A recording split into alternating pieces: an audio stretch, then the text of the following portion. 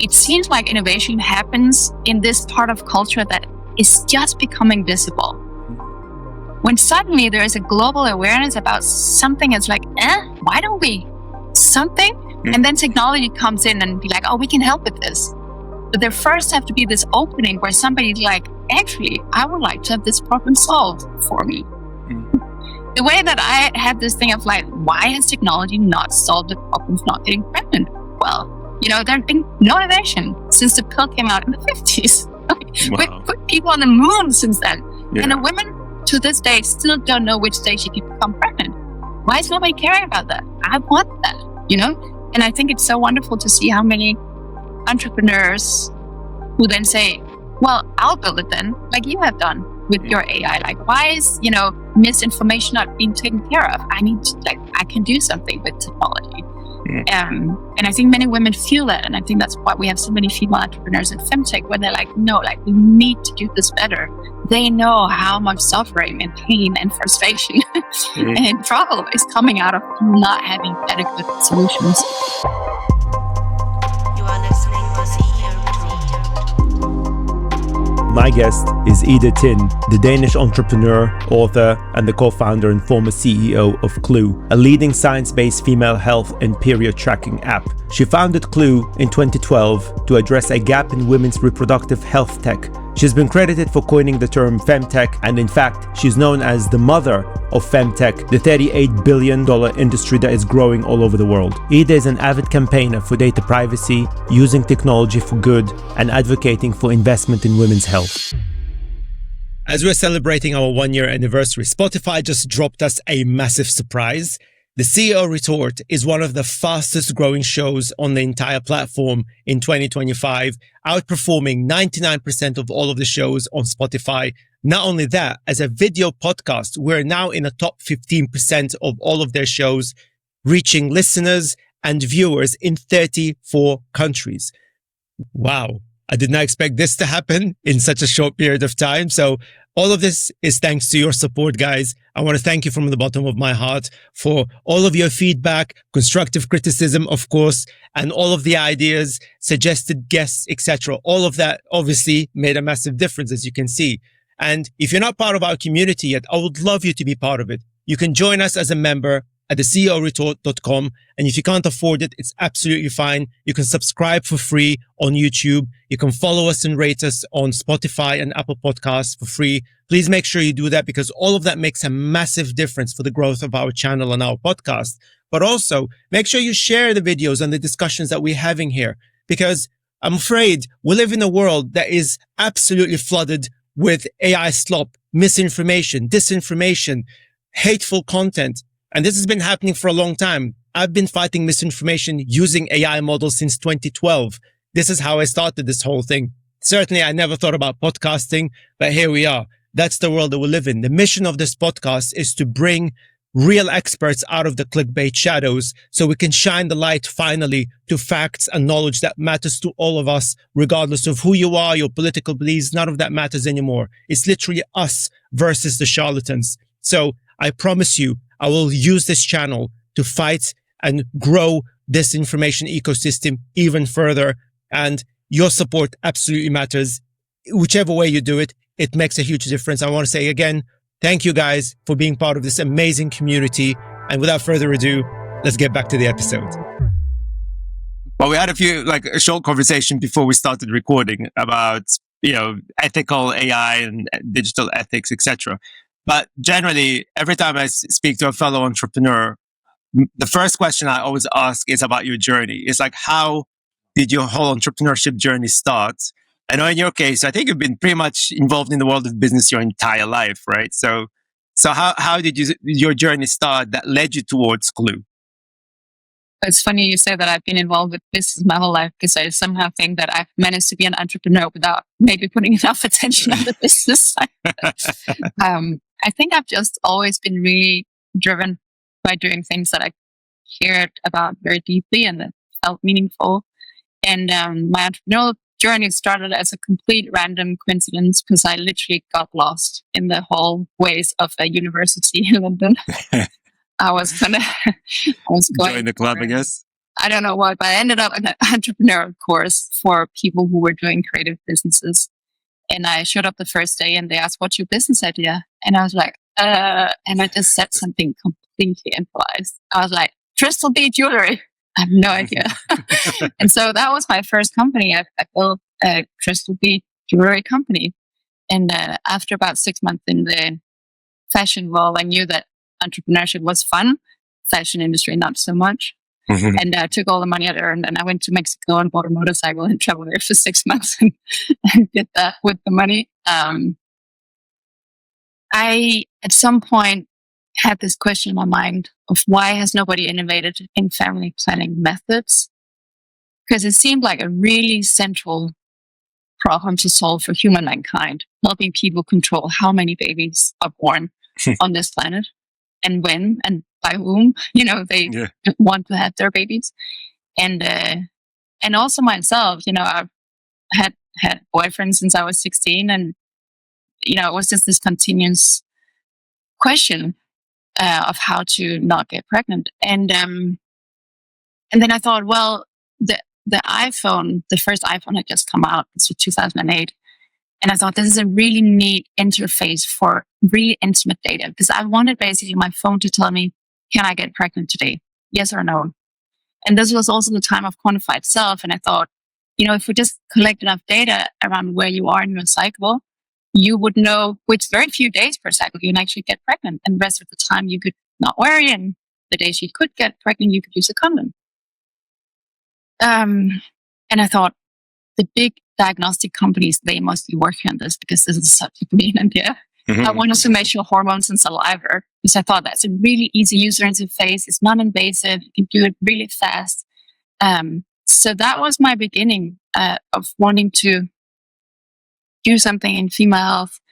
And then I should say I had a motorcycle touring company in between for 5 years with my dad. So that was also an entrepreneurial journey, literally. The motorcycle industry was also fun, but after 5 years, I wanted to start a family, wasn't really compatible, and many other things. Anyway, I ended up in female health and started building this hardware. And then over the years, realized that I could probably get to the same result by only looking at data without the hardware. In bracket, had also failed in building the hardware, so that was very convenient. It's always hard with hardware, yeah. Yeah, hardware is hard, and especially because for the investors, we were this sort of two-headed monster where they're like, "Are you going to speak to our life science folks, or are you consumer tech?" Like there were no bridges. Of course, now I think it's a no-brainer that whenever you build hardware, you're really also building software, and most likely connect to something digital. So, but that was a little bit before that had sort of become a thing. So at some point we're like, this is too complicated. We need to make it simpler. And then focused on the consumer tech part, building a period tracking app because we thought that's a great way to start getting into this field and understanding data and understanding this particular data set. And then over the years, we understood we were like, whoa, this is a really powerful data set. We can do so many things with it. And one of the things we eventually managed was to get FDA clearance to be 100% digital, data-driven type of birth control, the first in the world. It's not currently in the market. That's a whole story. It has a lot to do with investors. But, it could be done. It took me 10 years, but eventually we got it. So that's a little bit about my journey. So yeah, it's a 10-year journey, but I guess in the world of entrepreneurship, 10 years doesn't seem that long, does it? It kind of just flies by. You kind of look back at it and you're thinking, wow, it's been 10 years, but it just doesn't feel like it. I mean, do you feel like that sometimes? Like, I think that I'm very humble to the fact that once you really let an idea kind of rule your life, you should be ready for a long ride. Like things do take time and it becomes so immersive. In some ways it feels fast, but in some ways it also feels like it was like a whole chapter of my life that also came to, if not an end, at least a transition. Yeah. And so in that sense, it does feel like something of the past that was a big chunk. No, absolutely. Yeah. Well, as I mentioned to you earlier, that left the whole sort of VC funded or investor funded tech world in 2022. And even though my overall journey with investors like that, it lasted 15 years. So it feels like crazy long time. But it didn't feel like that. But interestingly, like I said, like it's the transition. In my case, it was more like I felt that I don't know why, but I'll be very honest. It's like I feel like I've been liberated. I don't know why. It's like sort of you exit that chapter of your life and you say, okay, I've done it all in that area. I've done what I wanted to do. There are successes, failures, etc. But now I'm ready to do something different. Yeah. And even though I'm in my late 40s, but it just doesn't feel like that. It's like, well, yeah, I'm happy to do something different. And I'm thinking, is that what it takes to be because I'm like you, I never see myself as like sort of entrepreneur. People kind of talk, oh, you're the entrepreneur. I see, actually, I'm a scientist. That's my main background. And the whole entrepreneurship thing was kind of, is an accident. My whole AI journey was an accident. It's just more like I see a problem and I'm like, you know what? I want to try and solve that problem. Not because it's fun. I feel it's maybe I'm mission driven, kind of like what you said, that you feel like there's a mission that was just brewing inside you that made you feel, somebody needs to do this. I mean, like there's not enough focus in supporting sort of female health. And actually you coined the famous term FemTech, right? Mm. So how did that come about? Was that a PR plan or was it an accident as well? No, I have to give credit to my co-founder, Hans Affau, for being the marketeer. And I think that was actually very important for it to matter in the world the way it has mattered and I think matters. No, it was because I was looking around at other companies that felt like they were doing something sort of adjacent to what we were doing at Clue. And I was trying to see how do they describe what they're doing because I knew how difficult it was for me. And I could see that the language was kind of all over the place. And I wanted ourselves and I wanted investors and media and like the world to understand that no, we are all part of this big thing that's happening in tech. I could feel that there's something happening and it is related. But when you looked at how we describe it, nobody would guess that it was related, So that was one thing. But it was also this sense of discovery and kind of banding together to have strength because we were doing things and are doing things that felt very stigmatized and in a very male-dominated world can be challenging also for the men to talk about some of these things. So I thought, what if they and we had a term that would make it really easy to talk about? Like we talk about fintech, we could talk about femtech. And I think that did several things. It helped people find each other. It helped people do calculations on a segment in tech that was really valuable instead of like what were perceived as a bunch of niche, weird little companies doing like eating things. It could be perceived as something reflecting this big cultural shift that was happening and is happening. Yeah. Well, so that was my thinking. But I didn't know that it would really come to become a thing. I mean, I think I've now been very fortunate that I've got to travel and meet FemTech entrepreneurs in Africa, in Middle East, in Australia, and Japan, many places. And people literally say that one word changed my world and my life because suddenly they could orient themselves towards something that felt really aligned with their own, missions in life. Yeah, yeah. And I think that's incredible that a word can have such kind of crystallizing power in a way. Yeah.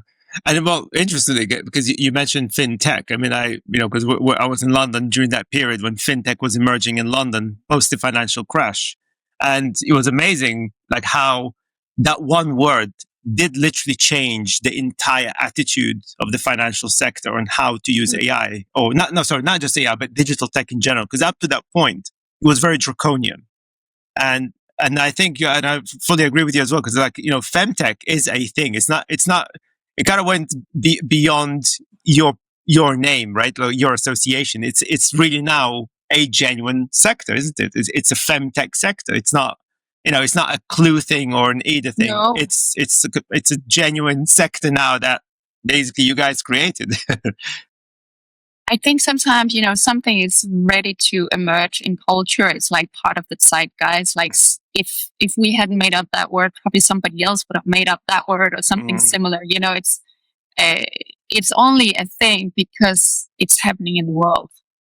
I don't know how much a word can drive behavior in the world. Maybe a little bit, but probably it's just an expression, something that makes something visible that is really happening or needs to happen. Yeah.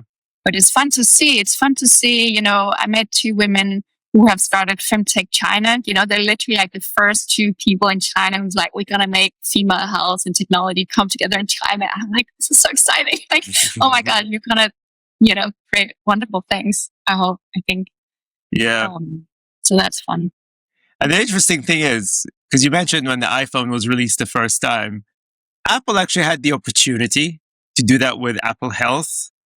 Was it you that called them out? Because when they released the Apple Health app, like the first version of it, I can't remember how many years ago that was. And it was pretty embarrassing because they forgot a tiny little thing included. Measure potassium and how many, almost how many times a day you'd blink, like anything you could think of. Yeah. So here.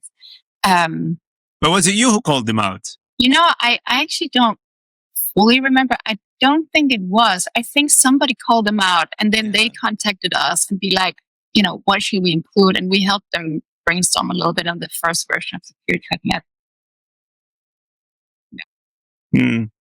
I have a lot to say about that app, but maybe I won't. But no, that's fair. But because it just makes you wonder. I mean, how could a company like Apple, with all the resources and the talents that they have, miss something that is pretty obvious?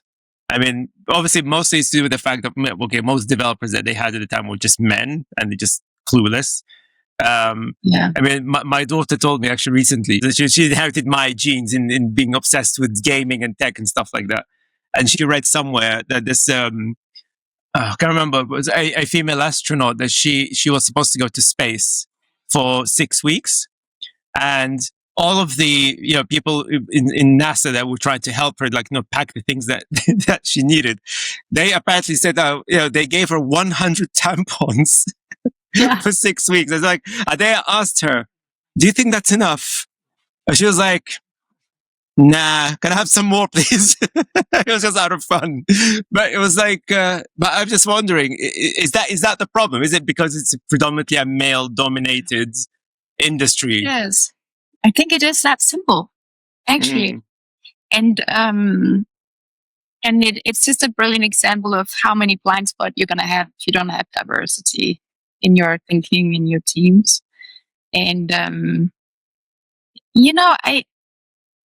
I think it's all over the world. Everywhere we look, there is an odd kind of invisibility around women's lives, especially their reproductive lives, where a lot of the things that every single woman will experience and have many stories to tell about somehow is just not part of our general awareness or cultural awareness or main culture or pop culture. It's just, there's this vacuum where it's like, it's gone. It's really peculiar. And I don't think it's the men's fault as such, because I think we care about the things we experience. Yeah. I think it's on men to be curious and open to hear the stories, but it's definitely also on the women to tell them and to be kind of owning them, being well enough in our own bodies that we can share these stories. And I think that's the whole kind of cultural space problem that we are living in, where some things are just simply not visible in culture. And it's really interesting. And I've been thinking about that. It seems like innovation happens in this part of culture that is just becoming visible. When suddenly there is a global awareness about something, it's like, why don't we something? And then technology comes in and be like, oh, we can help with this. But there first have to be this opening where somebody's like, actually, I would like to have this problem solved for me. The way that I had this thing of like, why has technology not solved the problem of not getting pregnant? Well, there's been no innovation since the pill came out in the 50s. We put people on the moon since then. And the women to this day still don't know which day she can become pregnant. Why is nobody caring about that? I want that, And I think it's so wonderful to see how many entrepreneurs who then say, well, I'll build it then, like you have done with your AI. Like, why is, misinformation not being taken care of? I can do something with technology. And I think many women feel that. And I think that's why we have so many female entrepreneurs in FemTech when they're like, no, like we need to do this better. They know how much suffering and pain and frustration and trouble is coming out of not having adequate solutions. So I think you said another great line before we started recording, which is like, technology can do good. It's a choice. And for me, I have this big question of, why are we innovating the places we are? And why are we not innovating in other places? Who gets to decide what are the big questions to try and answer with technology? And out of that, at the other end of the journey, like what do we call success? Right now we only measure success in money and profit. And it just creates a bunch of problems for the world. Yeah. And for everybody, except maybe a very few people who get more rich because they're usually already rich, but then start getting richer. And it just creates like a flat world. It's not, it's not healthy. It's not as rich and wonderful as it has the potential to be. So this question of who gets to build technology, what's the democratic process in that? Who decides when something's successful? I think these are really important questions for the tech world to grapple with because we are forming the world. Yeah. And as you said, it takes actual action to care about ethics. It's an action. If you are totally passive and you just float along with like, we just need to make more money, that's not a very cool stance to take as somebody shaping the world. It's like, we need to be a little better, I think. No, I agree. I mean, actually, because I do talks occasionally, like in these sort of events and things like that. And one of the things I tell people, because you probably have seen the rise of people promoting entrepreneurship. And for me, the thing that I find fascinating, because every time they say you want to become an entrepreneur in order to make money, it's like as if it's the only way to make money. But I always try to call this out because I'm saying, well, actually, some of the richest people I met being in London, right? They're not entrepreneurs. You've got bankers, you've got lawyers, you've got landlords, right? And when I say landlords, I don't mean people that kind of started a property business, but rather people that inherited, their, great grandparents' mansion somewhere. They didn't even make that money to buy it, but they've got the wealth. So effectively, you don't really need to be an entrepreneur to build wealth. You can get a good job. I mean, if you're a successful person in any particular job. I know CEOs, for example, who are not entrepreneurs, but they worked in a corporation and they kind of worked up the ladder, as it were, and now they are multimillionaires. So it's not about entrepreneurs. So I tell people, look, actually, if you want to make money, you could also be an entrepreneur without becoming a billionaire. You can absolutely, yeah, absolutely. But I think, what I tell people, entrepreneurship is about impact. And I think that's why it's so hard. For me, successful entrepreneurship, it's about, have you actually managed to make a difference? And it doesn't really have to be on the global scale. Obviously, if it's a global scale, that's amazing. Like very few people can do that. But even locally, I'm a big believer that, if you live in a local community and there's a problem in your local community and you can solve that problem, you're an entrepreneur. Because it takes a lot of energy, time, effort, stress, sleepless nights, right? Courage, exactly. Facing the fire in many ways. That's what entrepreneurship is. And notice that I didn't say the word money at all. Money comes towards the end eventually, right? And sometimes not a lot. But being an entrepreneur, it's really about impact rather than just money. Obviously, you should make money because you have to pay the bills, obviously, right? So that's the sort of thing. But in terms of courage, because that's the point that I really wanted to talk to you about, because you and I both know Cindy Gallup, and she was a guest here, and she's a very active campaigner against the rise of things like rape culture, toxic masculinity, etc. And you made a point earlier, which I agree with, that something like FemTech kind of creates an aha moment across society, not just for women, but men as well. Yet at the same time, because obviously in the world that I've been involved with of fighting misinformation, we have seen this pretty strange rise of toxic masculinity and sort of very anti-women rhetoric. It's like as if, oh my God, look, women are taking everything away from us poor men. You know, men are sidelined. We even have politicians here in the UK. They have the audacity sometimes to stand in parliament and say, oh, you know, we're focusing too much on all this woke stuff. We're focusing on the welfare of women, welfare of transgender women, but we're ignoring all these poor men that have been left behind. And I thought to myself, dude, do you realize like 98%, for example, in the world of tech, 98% of startups that raise money are companies run by men? Women barely made it to 2%.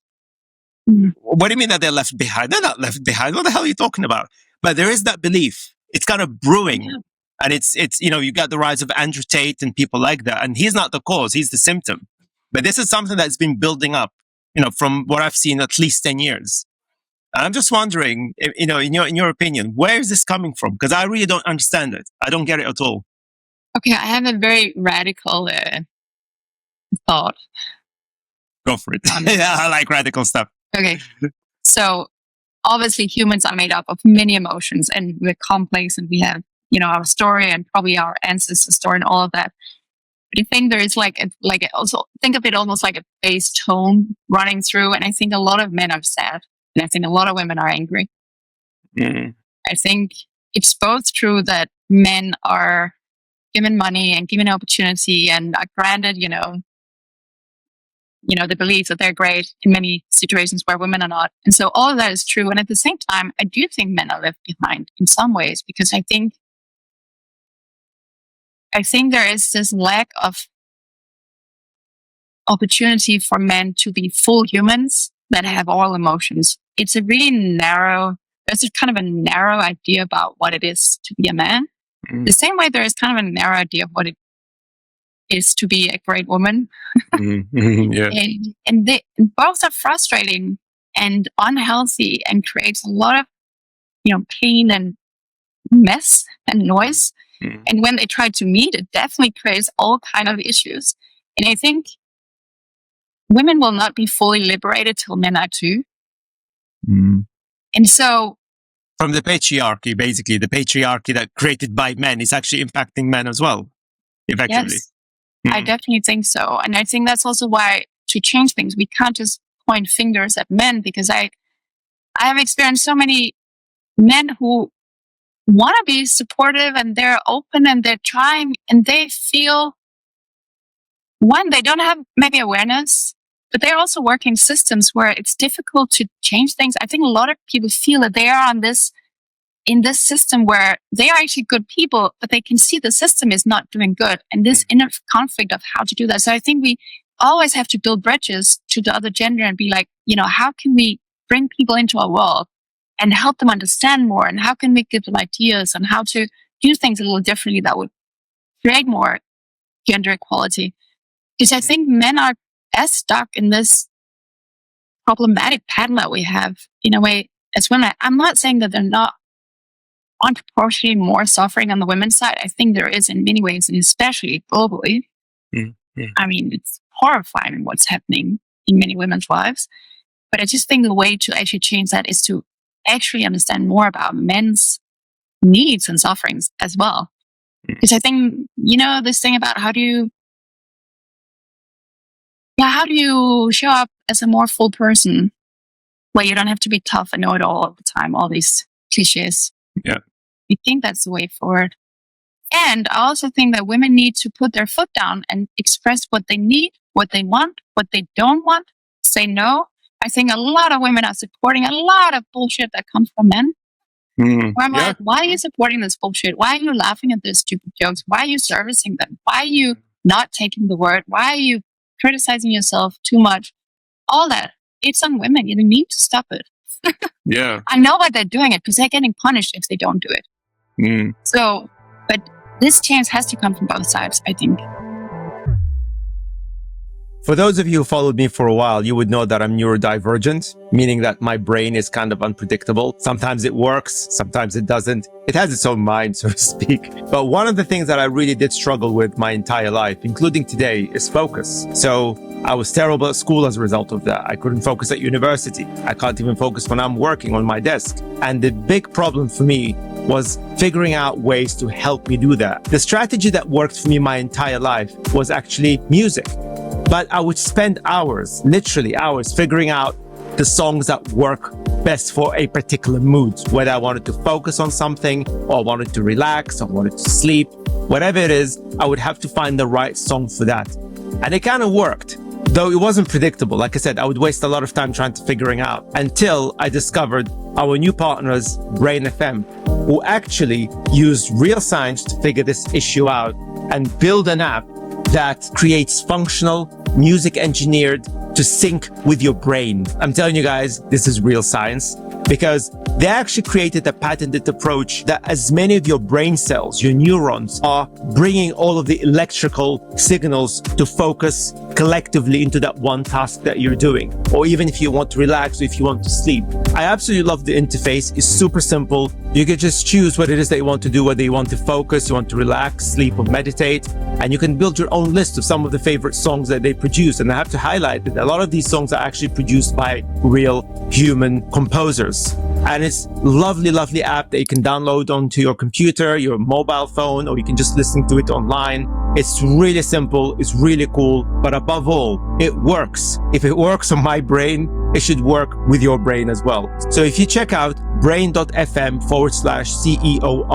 and you'll see a dedicated page to our podcast, and you will get an exclusive, really, really long free demo that you can just download the app and listen at your leisure. No limitations. You can try it for yourself and see if it works. Let me know if it does work for you, because I absolutely fell in love with this thing so quickly, like within a couple of weeks. And I thought I have to reach out to these guys because also I want to support independent businesses. So check out brain.fm/CEOR.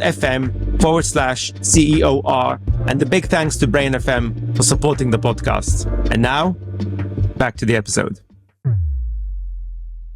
There's actually interesting research. I published it in our journal. I think it was Lego that really highlights why girls and women have this apparent lack of confidence. It's like, men, sort of quote unquote, naturally have this capacity to say, well, look, I'm brave enough to do this, right? But women, not so much. And they actually take this all the way back to childhood and even how parents and the system talks to girls. So for example, and I thought that was really fascinating, that for instance, like when a boy, say, builds a Lego thingy, right? Everybody would say, oh, this is so amazing. This is so cool, etc. But when girls do it, the sort of language they get, oh, this is so cute. Oh, it's so nice. Oh, look at her. She actually did that herself. So it's quite condescending. It's not, people don't necessarily mean it in that way, but that difference in language, it pretty much rewires your brain in thinking that, a lot of women be thinking, oh, I don't want to be cute. I want to do this properly, but then people are not going to see it that way. That it kind of creates that situation that women feel that they're not strong enough to do something through no fault of their own. But it's like this societal, almost subliminal programming that's been taking place over many, many generations. And we don't even know it. But so I thought that research was really fascinating. Is that something that you agree with as well? Absolutely. And I remember I once said at this roundtable discussion, and the question was, how do we create more female entrepreneurs in Europe? And I thought about my own story. I grew up traveling the world on motorcycles with my parents and my older brother. I have very much not been brought up to be, in a way, a girl. I use power tools. I learned to ride a motorcycle when I was 11. I, travel alone all over the way. Yes, so many things that people are like, oh, is that not dangerous? And blah, blah, blah. Mm-hmm. And I have to give all credits to my parents. There was never any difference between me and my brother, I think. Mm-hmm. And I think especially dads have a huge role to play to bring up strong, confident daughters. Yeah. Mm-hmm. And mothers to bring up really gender-aware boys. Mm-hmm. But I was sitting there at this roundtable discussion, and I was thinking, God, if people need to have as unusual and weird an upbringing as I've had to become an entrepreneur, there is literally no hope. We'll never get the statistics right. So, I think it's just wonderful to see the strength that so many female entrepreneurs have. They come with all that baggage. It is really scary. Mm-hmm. And they get so much resistance and they still do it. Mm-hmm. They still do it. And I'm super impressed. Super impressed. Mm-hmm. People from all walks of life who manage to do something that is just so not in their cards. They have my uttermost respect, really. Mm-hmm. That's very impressive. And we also know the data that people who have immigration backgrounds or who are in some way different, they just do so well as entrepreneurs. They really do. Yeah. I don't understand why this basic data fact is not more sort of strong when people make their investment decisions. Yeah. If an underrepresented person comes through the door, they have already, beaten all odds. They must be amazing. You should really listen, I think. No, absolutely. I mean, because that kind of brings me nicely to the VCs because... let's go. Yeah. Because like I mentioned earlier that, basically from the world of tech, only 2% of VC-funded companies are run by women. And I suppose congratulations to you. You are one of those 2%, right? Like you raised, was it over 30 million last year or a couple of years ago, something like that? I think we raised around 70 million. I also had around 70 million. Oh, wow. That's probably quite important. Yeah. Yeah. So because again, because I've seen articles and some other, various interviews, it's more like they ask the female entrepreneur, well, you did it. And it's so hard. I'm like, well, actually, it's hard for everybody. Yet, the way I see it, I mean, I'm an ethnic minority. I'm a mixed race. So, I don't kind of belong into anything. Like, whichever culture I go to that is related to my parents' culture, they're like, oh, you're not black enough to be African. Oh, you're not white enough to be Russian or Ukrainian. I'm like, whatever, fine. I'm good with that. So, so it is difficult for everybody, but if it's 2% only, to me, that's suppression, right? If we're talking about like, 40% women, 60% men, yeah, minority, whatever.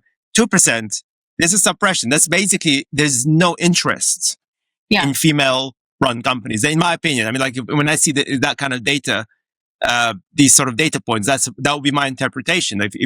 Because if 50% of the population is women and only 2%, right, are being funded, and you and I know there are a hell of a lot more women in the world of tech than 2%. So it's totally not unrepresentative. So first, I suppose from your point of view, what sort of, because I'm sure you would have faced resistance from VCs. So I really would love to sort of find out from your perspective as somebody that has faced that resistance, but you still managed to break through the barrier and raised 70 million. So, well, we're going there. I met some really visionary male investors. I did. I met people who had consciously said, in this area of tech, we're going to invest into a woman. They have been pitched by men and they're like, no, we want a woman. Mm-hmm. That was very important. I had a male co-founder. I think that was important because a lot of the deal making doesn't happen in the pitch room. It happens all kind of places where men hang out. Mm-hmm. That was important. I think we had a product that proved a lot of real need in the world. Mm-hmm. But I would love that every single VC firm showed their stats on their website. How many percentages of pitches were done by mixed teams, female-only teams? How many did they invest in out of these? Just like show me the data so that when I'm an entrepreneur, I can skip through all the bullshit that you write on your front page and I can see what you actually do. Mm-hmm. I want that. I want a rating system where entrepreneurs can break their VCs like we have everywhere. We have it at Airbnb and eBay and everywhere else. Why is there no accountability in this system? Yeah. They can rate me too. They can tell the whole world how I suck in many ways and what I was good at too, maybe, And because I think one of the big problems in VCs is that we waste so much time. So I have many ideas. I wrote a whole series on LinkedIn with like 8 radical ideas for how to change venture capital, because I think it's the biggest time suck ever. Yeah. And it's really hard because you start doubting yourself, your idea, your clothes, your glasses, like everything. Especially women, because you get so many no's, and often you don't understand why. They'll be like, we love your product, we love your vision, your team is amazing, your matrix looks stunning, the great pitch, we're not going to invest. And you're like, what? What more will it take? Yeah. I often have that reaction when I hear female entrepreneurs and they tell me what they've achieved and they're like, we cannot raise the money. I'm like, what more will it take? They got it all and they still can't raise the money. So I think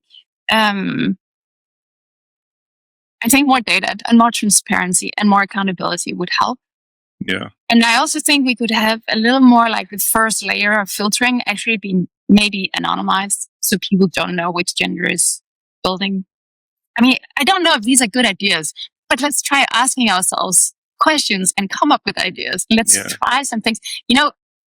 Tech is all about trying, get data, learn, iterate, get the market fit.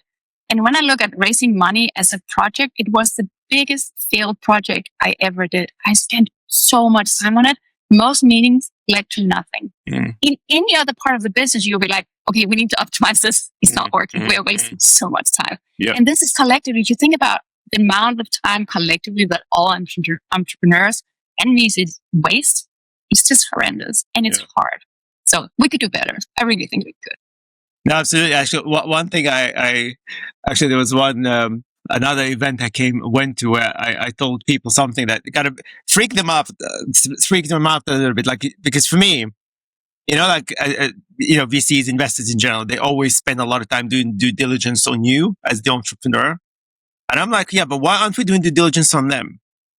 And I have to say, I'm not getting any credit. Like I had a phenomenal mentor when I started way back in the day when I was like still young and silly and crazy or whatever. And he was like proper grown up. Like he was at the time he was already probably in his late 60s, early 70s and stuff. Very successful entrepreneur, investor, but he was mentoring me to raise funds and stuff. And he was the one that told me, he's like, firstly, as an entrepreneur, once you decide to raise funds, it's a full-time job. Don't think they can do this as some kind of a side hustle, right? So if you have a co-founder, let the co-founder take over the company. Basically, your job is to go there and you have to spend all of your time preparing. I've heard this a billion times. I know. I've lived this. Absolutely. It's crazy. We should be busy building our companies. Yeah. I don't think we should accept this as like. Well, that's the thing. Because what he was saying, and that was something that was kind of brewing in my head till this day, is that he said, the reason you've got to do this is because the system prioritizes shareholders. And I think that is probably the point here. Because he said to me, like, you've got to put all of your effort into it. Because the system, I'm not saying he agrees with it, but he was like, but because the system's like, because once you have an investor in your company, basically, it's all about them. That's one of the reasons I think I didn't enjoy having investors, even though I generally had good experience. But the idea, the idea for me that your customers don't come first, your employees don't come first, I don't come first as the founder, my co-founders don't come first, but the shareholders must always come first, or you're in absolute deep shit. And I'm like, no, that's not right. That's never that. I think it's a sick system. It is. But what I told people, because although maybe it's not a good advice, but this is what I did. And this is what this mentor told me, that you should always demand due diligence to be done on the investors. And I was surprised. I don't know from your experience, but from my experience, some investors were like, they're like, excuse me, why are you asking me? Like, because the first question I would ask, right? Where'd you get your money from? Right? How do I know that, you're not funneling cash from some weird drug cartel somewhere or from a Russian oligarch? Because I actually came across a couple of startups Yeah. Like they had money. Like, well, one of them did it on purpose, which I thought was crazy. But I know, I can't remember who it was exactly, but it was during an event. This guy was saying that they found out by accident that one of their VC funds came through a Russian oligarch, and they were absolutely devastated. And I'm like, well, that too. You've got to do your due diligence. The VC is not going to like it. And I'm telling you, some told me like, well, they didn't tell me to my face, but it was like, that reaction is like, how dare you? Right? I'm like, tough luck, mate. You want to do due diligence to me? I'm doing due diligence on you. So like, obviously the investors they invested were pretty cool about it. Like, yeah, that's absolutely fine. But I think it's the system. The system kind of designed that, you know what? Nothing else matters. It's all about the shareholders. I reckon that system needs to change. Yeah, I think that's another way of saying everything is revolving around making some people richer. And that's problematic. So one pattern I recognized or seen is that a lot of successful entrepreneurs, they say like you, they're like, actually, no more VCs. I know a handful personally of really successful female entrepreneurs who have, they did the impossible. They raised all the money. They built really successful companies. They exit. Like they did the whole thing. And then it's like, no more VCs. Thank you. And I think that is a huge talent drain, right? These are the best, I think, female entrepreneurs. They have all the experience. They are the ones that VCs should really be like, don't you want to do this again? Yeah. And they're just like, this must be a sign that something is not. So I think also it's a huge power imbalance, right? From the beginning, it's a power imbalance. It's a system that is optimized to extract, exploit. And I think essentially you as an entrepreneur come with your life energy, right? It's your life energy. You pour it in, and some people, they just like, they take, and because they're in power position, they can just squeeze and they take more than what's fair. The basic concept of investing is fine. You take a risk to get something back, but it's off. And the further you go in this journey, the more off it becomes. Yeah. And that's why at the end of it, you're not like, no thanks, I don't want this again. It's a system that is sick enough that people who survive it, they don't want to, they're become immune. So they're like, boing. Yeah. I really don't understand why the VC community doesn't look at this pattern, which clearly they must have recognized, and be like, we are investing in all these startups. We know that many are going to fail. We don't really care. And the few that make it will make us rich. But systemically, it's a failure all along the way. Puzzles me. I kind of called this out. I did an episode a year ago where I was talking about why I believe we are moving towards AI and tech dystopia, not utopia. And I basically called that the Silicon Valley VCs because I honestly think that they don't care. I do believe they know, because you said like they must know this. I really believe they do know, but they just know that nobody can do anything about it. Because if there's no regulation that says, you know what, you've got to prioritize the entrepreneur, you've got to prioritize the customers or the employees. No, it's like you said, the system is designed to basically dance to their tunes. And now we're seeing in Silicon Valley, obviously the big names, we're talking about, sort of the Sequoia capitals of this world, right? For example, I'm not calling them out exclusively, but them and, Andreessen Horowitz and quite a few others that wanted to go full MAGA, for example, right? And I don't want to get too political, but basically they're based in California. California is predominantly a liberal state. Most of the entrepreneurs there are liberal, right? Statistically, obviously I don't know all of them, but a lot of the money from these VCs funded these companies. And I thought to myself, well, imagine now these companies found out that their VCs, really powerful entities, going MAGA, they don't want regulation. Even though I kind of called out their bullshit when they say, well, actually, no, we support Trump, but we don't support MAGA. And I'm like, what do you mean? It's the same thing, mate. If you jump on that ship, you are on that ship, whether you like it or not. It doesn't make any sense, right? And it's the ship that basically is anti-women, it's anti-regulation, it's anti-ethics, it's anti pretty much everything that you and I would call decent, right? So imagine the startups that funded them, that received their funds. What can they do? Nothing. They can't turn around and say to Sequoia, hey guys, you know what? Here's your money back. I don't want you anymore. No, you can't do that. They own shares in your business. That's the end of the matter. If you don't like it as a founder, you can quit your own company. And to me, this is why I feel like, because if you look at the current AI hype, it's pretty much driven by the VCs and the investment community.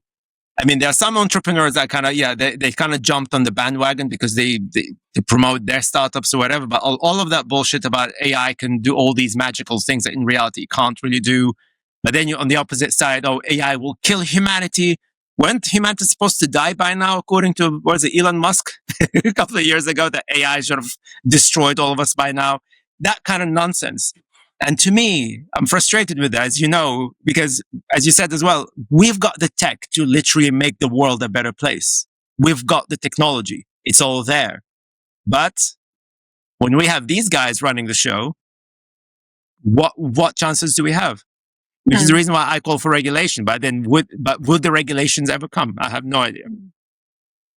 Yeah, it's one of the conversations that we need to have in the tech community about regulation. It's become such a default. I hear it over and over where it's like, no, we don't like regulation, stifles innovation. But what does that mean? I find myself really often be the only one who's like, actually, we need regulation. We need to protect users, and we need to make sure there is a layer of democracy as we build this technology and many other things. But I think there is also a growing amount of LPs who do care about other things that only profit. That gives me some hope. But I have another really sort of crazy idea, which is I wish somebody, if you don't mind me going like, oh, go for it, please. That's the whole point of this conversation. It's open, honest, right? We dish it all out. I was thinking about the idea of a brand for the world. Something that would make us all feel like, yes, we care about this planet. And I was like, nobody has ever managed to build a brand for the world. And sometimes I see the astronauts coming back from space and they all say the same. They're like, it's a miracle that this world exists. We are so fragile.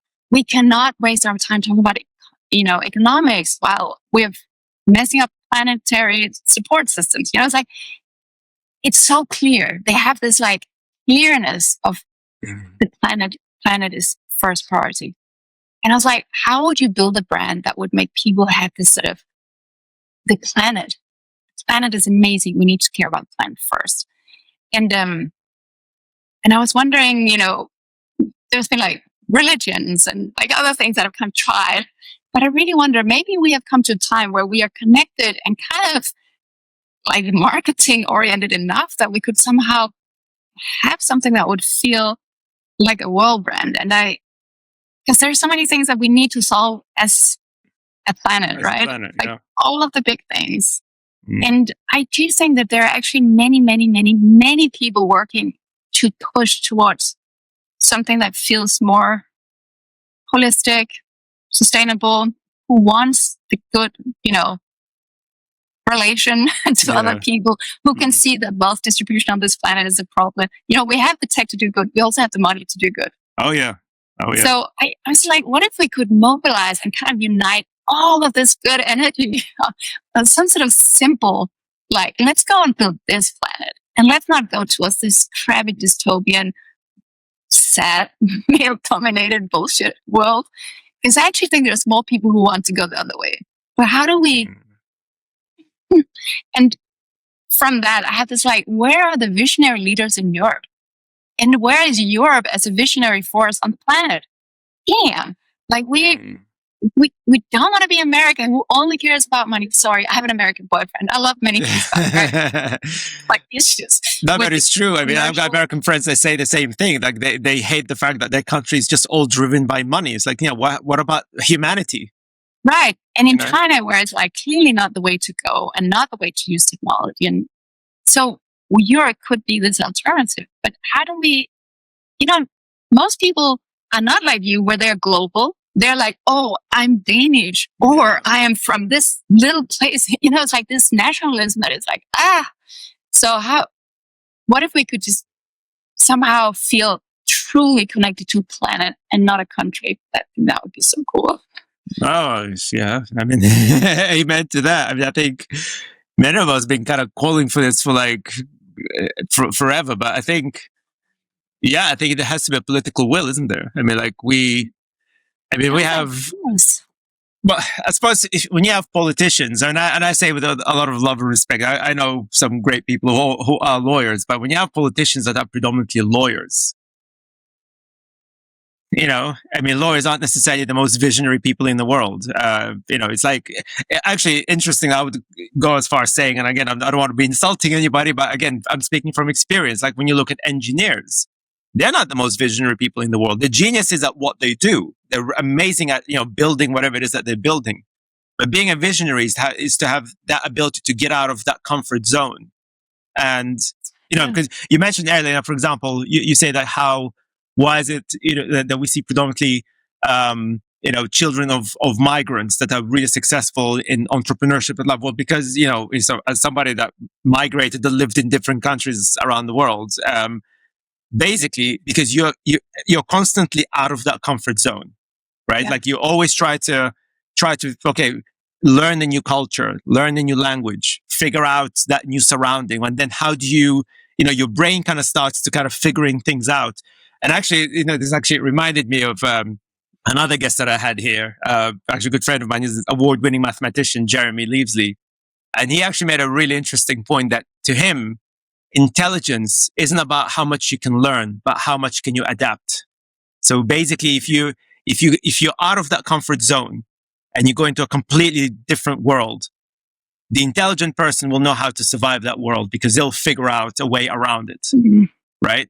And I think that's so true. And I think, and he used that analogy even for AI. He said, if AI doesn't know that it's making a mistake, then it's not intelligent. So therefore, all of the AI that make hallucinations and all that stuff, they're not intelligent because obviously they don't know or they don't understand that they're making mistakes. And I thought that's actually really good points. And I'm just wondering, is it maybe, that nationalism problem is because it's people that never left their comfort zone. Yeah. Now, that's not an insult. It's just a fact. I mean, they've never left their comfort zone. I mean, I know I've met people in the UK that have never been to London. Yeah. And I'm like, you realize it's just down the road, right? It's like an hour drive. Just take a car and go there or something. So perhaps we need to get people out of their comfort zone somehow, and maybe. Yeah. And in some really brutal way, that's what climate change is doing, right? It's forcing us to realize that something is urgent and something needs to change. And I think for the people who have felt climate change in their backyard, it's like, okay, oh, wow, it's now. And I think that's happening in Europe now. It's been happening for a few years, other places. So that might be a driver in some kind of tragic way. But so we have to have a catastrophe, artists, right? One of my big artist heroines is Anaïs Nin. She was an amazing thinker. I know that most people know her as writing this erotic story, which was like a paid gig she did shortly, but really her real body of work is something completely different. I think she's kind of a mystic. She's really, really very unusual, and I think it's wise. And she says, we need the artists because they bring the future in. And I think what she means is that you have this notion of something that's possible, which is actually something truly new. It's not some sort of repetition of a past. It's like something emergent. And some people have that sensibility to bring something that is manifesting a new version of the future. Not just a continuation for it, but something truly novel. And we need somehow to bring that quality definitely to politics, but really to tech as well. We need to figure out how do we shift our minds so that we don't just have this sort of robotic continuation of we must make more money, we must make more money, while things are burning and crashing left and right. Yeah. Because I think it's kind of a entitled privilege to have these blinds on, and you're like, no, we are successful. We made our LPs more rich. And then well, wait, you need to have a little more systemic view here and see that employees, present burns, water supplies got fucked, like up and right, everything is a disaster. You don't have the privilege anymore on this planet to be like, no, we are successful. Success has to be something that involves a system. Mm-hmm. So I think that's, I don't know, it's like a demand. People who are forming the world, we have to demand from them that they care about systems. Yeah. The interesting thing is capitalism. If you look at the definition, the original definition of capitalism by Adam Smith, so the guy that actually came up with the idea. I mean, the general argument at the time, because obviously it was a feudalist society, so you had the one, kind of something what we had today, but a bit more extreme, where we had that 1% of, lords and, royal families owning everything, and the peasants basically worked under them. And the argument, Adam Smith's argument, the basic principle was that, well, if you want to build more wealth, everybody has to be wealthy. You have to have the ability for everybody to be able to generate wealth, for them to be able to compete, to build their own business, to own their own, land at the time. And I was like, that's actually a very good point. So because people talk about capitalism, because I actually call out even people who are anti-capitalists, right? Would they say, well, capitalism is bad? Well, actually, no, because without capitalism, we're all going to be poor. But actually, I think the interesting thing is that even if, let's say there's enough money to eradicate poverty, for example, right? Now people say, this is some kind of, socialist thing or, wealth redistribution. Actually, not really, because guess what? Let's say we use all the money that we have around the world to eradicate poverty. Guess what? The same people who are the richest people in the world, they will still be the richest people in the world. So they're not actually losing huge amounts. So it's that will. So funnily enough, I can't remember who actually coined this phrase, that right now we're living in digital feudalism. It's not capitalism anymore. Yes. I think that's, yeah. Yeah, I've been reading that book about capital feudalism. Yes. Where it would make the whole planet lift. If everybody was out of poverty, all the energy that is not sucked into, the disastrous effect of being poor, people would consume more. They would, it's not like it's not possible to imagine a world where more people are thriving without us messing up the environment. It's a mind shift. It's like, how do we build things where we care about more things? I think this care is like actually the most undervalued value on the planet. It's never been celebrated to care. Yeah. It's seen as weakness even. That's the toxic masculinity problem, right? It's like, it's a beautiful, like, strong thing to be able to care for somebody or something. And it's totally underappreciated, right? I felt this very tangibly on my own entrepreneurial journey. Like we care about our users. We care about data privacy. We care about building a product that doesn't propagate like gender normative stereotypes that are problematic. So all this care from our users, we would get a lot of love back. We really would. From the VCs, wouldn't count shit. I met it over and over again. It was just not a metric that moved the needle one single tiny bit. And I think it should. I think that needs to be part of how we value companies. That's why I'm a little tired of the unicorn term. Oh God, I hate that. Usually the companies that have gotten that valuation is because they've also raised about $1 billion. Yeah. It's like, I have a lot of respect for people who get there. I know it's not easy. They work their lives away. Yeah. But can we celebrate something else than a stupid valuation? I know, I'm preaching to the choir, but like so few people, I go to a lot of tech conferences. I really do. People just don't say that. Yeah, I know. Actually, I stopped. I'm with the weird grumpy lady around the corner. That's why I stopped going. I only go when they invite me to speak or something like that. But I actually stopped going. I used to go a lot as well. And I was like, I just got frustrated. And I'm thinking to myself, you know what?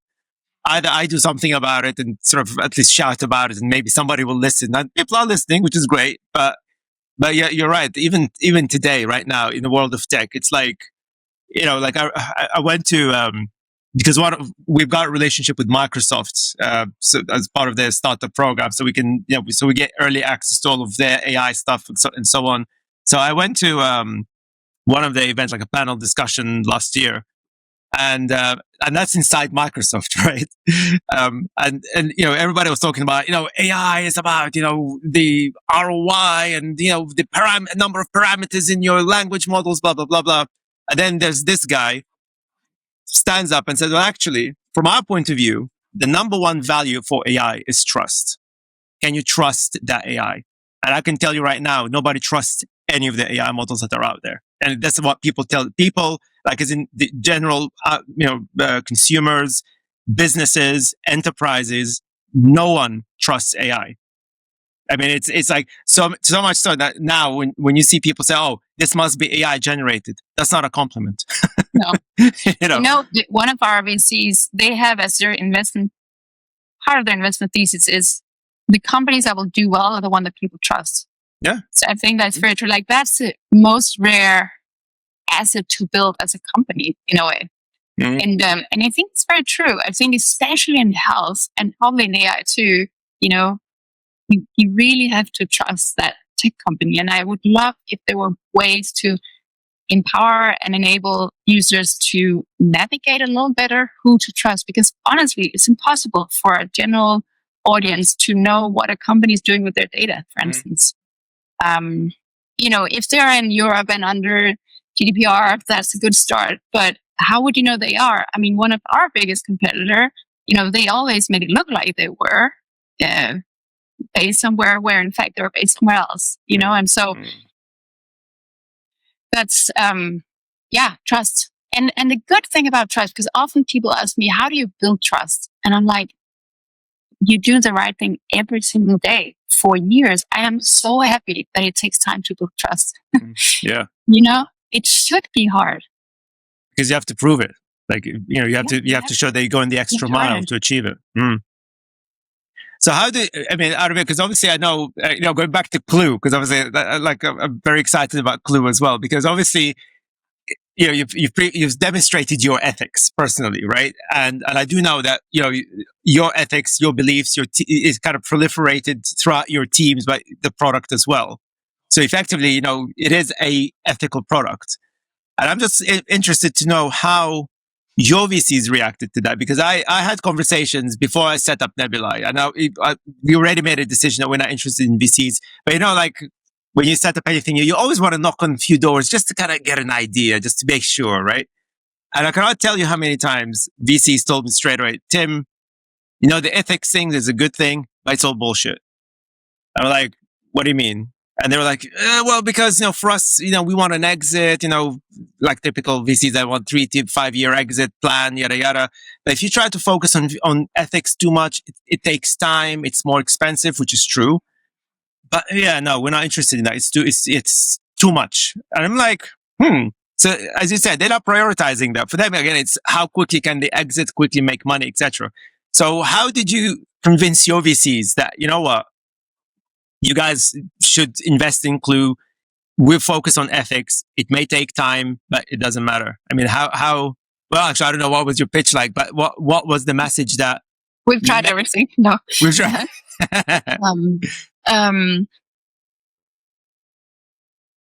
I think it took VCs who already cared about some of the things that we cared about.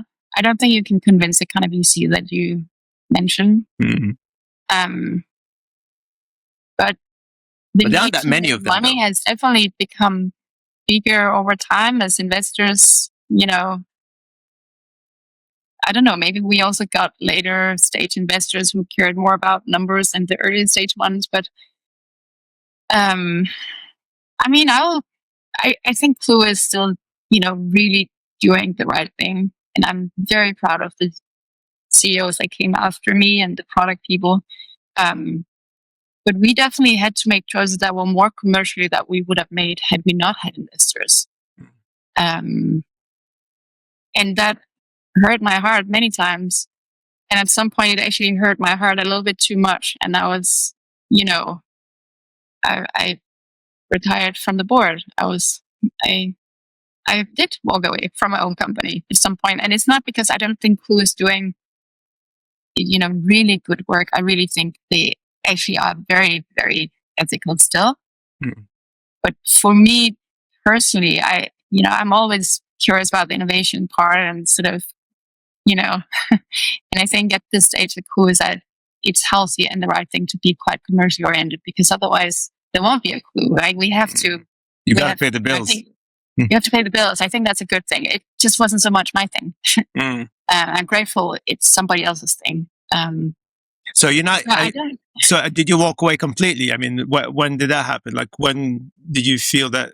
I stepped off the board earlier last year. I mean, it's always very complex, these decisions, but it felt great to me.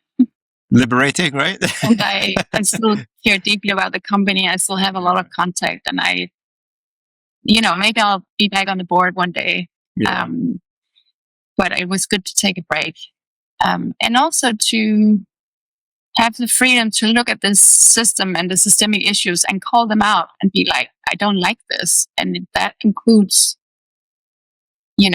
criticizing a system that people I am very grateful for, my current investors. I'm very grateful for their support. I think they have been very patient investors and very supportive. And yes, they also took full advantage a couple of times. It's all, it's been a long relationship. A lot of things have happened, but all in all, I'm grateful for them as people. Yeah. I still think it's a very important system. Yeah. And it gave me the freedom to maybe be more vocal about that, not being on the board. But see, but that's the issue as well. I'm not messing it up too much for Clue. That would not be great. That's what I was about to say. I mean, you wouldn't have had the ability to say what you just said to me while you were still on the board, right? No, I don't know. I mean, I maybe would have, but might have been problematic. Yeah, it might still be problematic. But I've only met good people. I know there are bad people out there, but I've met very good people, and it's never the person that is the problem; it's the system. It's the system. I hope they will hear that if they feel criticized. Do you think the system will ever change? Yes. In our lifetime? I think it will change when enough entrepreneurs keep their VCs accountable for being ethical. And it's difficult. I mean, I learned, for instance, this is a very practical example, but I saw an overview of some of the biggest banks and how they invest into fossil fuels, especially in Africa. And because Silicon Bank folded and we ended up at a different bank, I was like, we have a problem because this bank is like, well, and I got the message like, yeah, true. And we need to do other things that are more important and urgent and critical for the company right now. So, we didn't change bank. I get it. I get it. And you have to be also very pragmatic building a company. But I think, keep saying it. Keep, even if it can't be done, keep be like, I'm uncomfortable with us having this crap bank. Sorry, I'm probably also messing up. Let's go for it. Probably it's different people dealing with Clue than the people making their investment decisions in Africa. So it's complex. I just think that's maybe my biggest thing. We have to we cannot make things black and white. We have to be comfortable with talking about all the complexities, because that's where we find the solutions and the bridges, I think. Yeah, absolutely. It's like actually what Cindy Gallup was saying in our last discussion with her, that you have to be brutally open and honest about the problem, no matter how uncomfortable it is, how embarrassing it might be. But at the end of the day, if you want to understand the problem, you need to dissect it. You've got to absolutely be open about it. And I think you're right. I think people have this fear of facing reality, I think. I mean, even now, like, for example, in the UK, I mean, I rant a lot about Brexit because it was such a stupid thing, but it's heartbreaking. I personally know families that broke apart because of it, which is like, to me, it's like, this is just so stupid. It's unbelievable. However, even now, we've got all the evidence that it's not working, that it's a disaster, whatever. Yet you see people that be like, no, but it was still the right decision. I mean, why do you say it's the right decision? Well, because we were pragmatic. I'm like, yeah, but like everybody warned you that it's a bad idea, that it's dangerous, it's divisive. I mean, like you see people like they just don't want to accept the reality, and I think. This is the thing that just before we recorded, I mentioned how I was involved in fighting misinformation, and it's like I was so shocked how many people don't care about the facts, which means heartbreaking. Because I'm thinking, guys, because these facts are there to serve you; they're not against you, right? There's like, and I think it's kind of like saying, if God forbid somebody has cancer and they go to the doctor and the doctor says, "Yeah, sorry, sir or mom, you've got cancer," and like, oh, you're against me. You don't like me. I'm like, no, I'm just telling you the fact to save your life.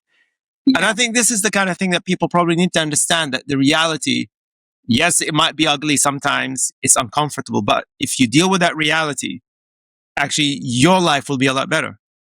Yep. So that's like a spiritual note to, you see what's actually there. That's how you meet the world. And meet that challenging. Yeah. So what's like as a final thing, because time is flying too quickly for us. But what's the future then for you? What's your next journey? I would love to find some very clever people to help articulate what the link is between female health, economy, and planetary well-being. Because I'm pretty sure there is a strong connection, but I don't think people have articulated the argument so well. At least I haven't come across it, and I think that would be helpful.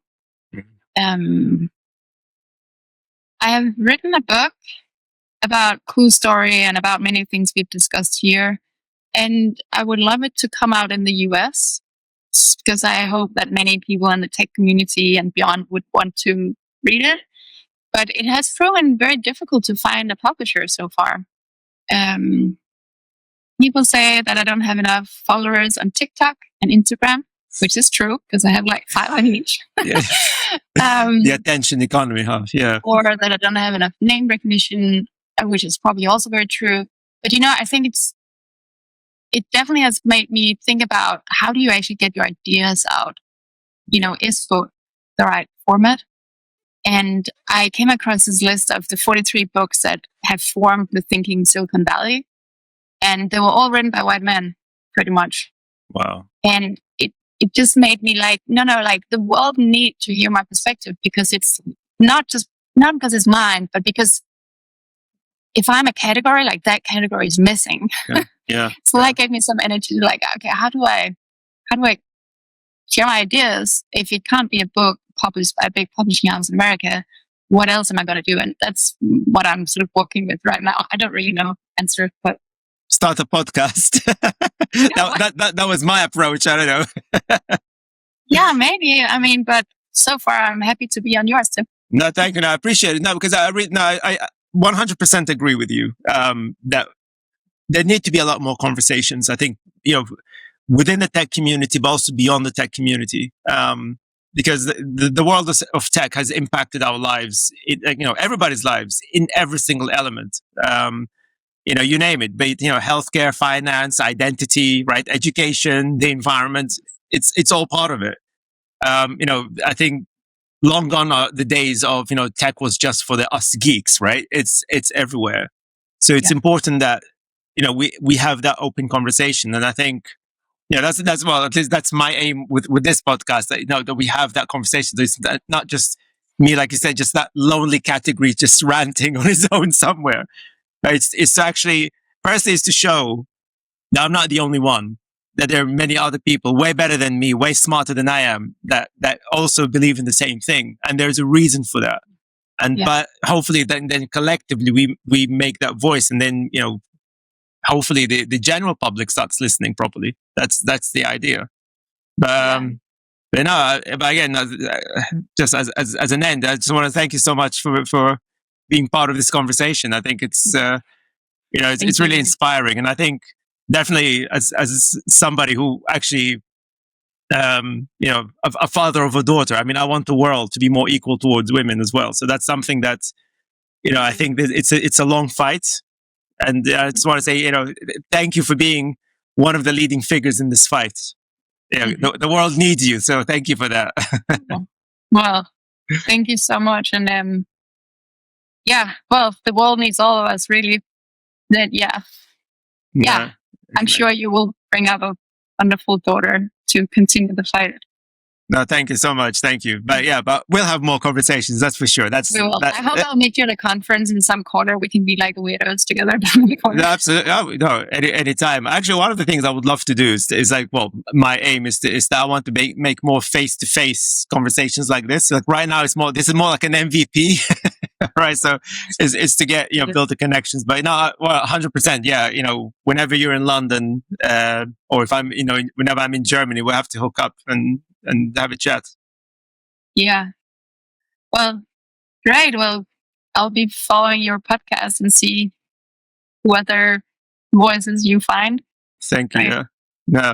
Well, I'm following you already on LinkedIn. And again, for all the listeners, viewers, all the links for Ida's book, all the work, your website, LinkedIn, etc., everything is in the description. So yeah, make sure you follow Ida. You need to. Actually, one at my website is really only like attached to be pinged when my book is out, if it ever comes out. So there's nothing on the website, but it's a place to follow. No. Anyway, but thank you so much, Ida. I really appreciate your time. Well, my friends, this is it. I hope you enjoyed this conversation. Thank you so much for joining us. Now, before I go away, if you are on YouTube, please make sure that you hit the subscribe button below. It really makes a massive difference for the growth of our channel.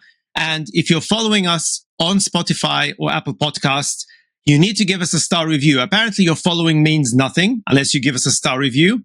Don't ask me why, but give us whatever star review that you think is fair.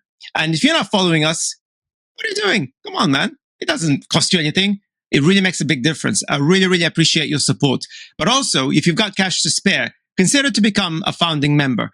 We are an independent medium. We're not reliant on any kind of company that gets money from Russian oligarchs or any kind of weird sponsorships or anything like that. All of the companies that work with us are genuine companies that I know and I like. But ultimately, it's the members, you guys, our subscribers, our followers, our founding members, or those of you who actually just donated us like $1 here, a couple of bucks there, $5 there. All of that makes a big difference. This is what makes us truly independent. We're not chasing clickbait because we don't want clickbait. We want facts. We want the truth. We want something that we can all aspire to and something that truly make us at least work harder to make the world a better place. Not just talk about it, but actually make it happen. And of course, it supports all of our campaigns as well. So my friends, thank you so much. Much love. And I'll see you in the next one. Peace.